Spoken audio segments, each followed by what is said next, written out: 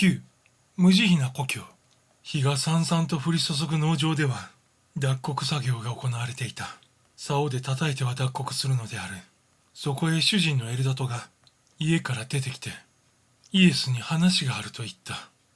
二人が腰を下ろすと主人の頬に涙が光っていた。それはどうやら喜びの涙ではなさそうだった。でもイエスは何も聞こうとはしなかった。それから主人に促されてエルダトの家に向かい、大切な客をもてなす客間に案内された。そこには弟のトマスが待っていた。トマスは金持ちが好んで着用する立派な服を着ていた。イエスといえば見るからに貧乏人のようなボロボロの服を着ていた。トマスの顔は引きつっていて、イエスを見るや否や口早に言った。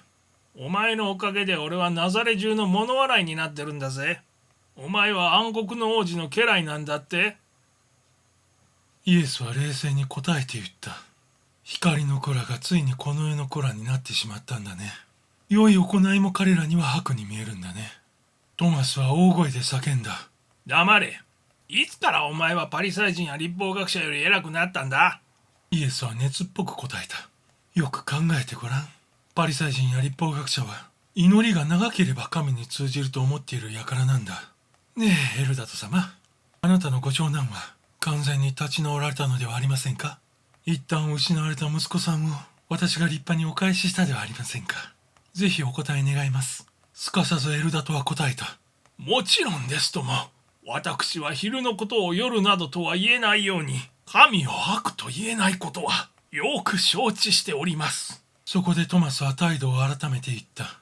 兄さん、乱暴な言い方をしてしまったが、僕はとても心配なんだ。兄さんが目だとを直したというので、僕が受けるはずの注文が全部取り消しになってしまったんだ。あの律法学者が村中に歩き回って兄さんの悪口を言いふらし、悪霊使いだと吹き込んでいるんだ。だから兄さんがナザレから出ていかなければ、俺たちはどんなひどい目に遭わされるかわからないんだ。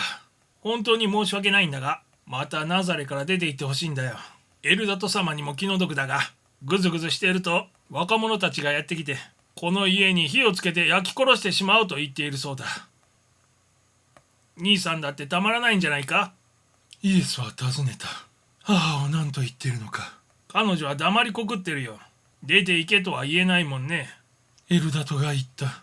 使いの者をピリポ・カイザリアで商売している弟のところへ行かせることになっていました。この者には多額の金を入れた財布を持たせ、弟に遺産を届ける役目を果たしてもらいたいのです。イエスよ、この役目を引き受けてもらえないでしょうか。そこで暮らせとおっしゃるんですね。その通りです。私の紹介状があれば彼は必ず雇ってくれますから。イエスは承諾する意味も込めながら頭を下げた。エルダトの温かい気配りに感動した。エルダトはイエスを精一杯慰めようとして言った。律法学者はかなり年を取っていますから、憎まれ口を叩けるのもそんなに長くはないでしょう。近いうちに先祖のところへ招かれるでしょうよ。彼が死んでしまえば変な噂もあっという間に消えてしまいますよ。明日の夜明けに出発いたします。とイエスは言った。恥と苦しみを感じながら、トマスはエルダトの家から立ち去り、まっすぐ家に帰っていった。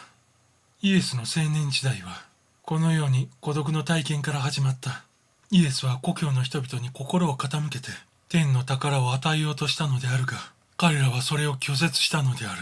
エルダトはイエスに、いつかは必ず耳を傾けてくれる日が来ると言った。気を落としてはなりません。この世では全てが過ぎ去ってゆきます。悪いことも長くは続きません。いつかはあなたもナザレに迎えられる時が来るでしょう。私の母が申しておりました。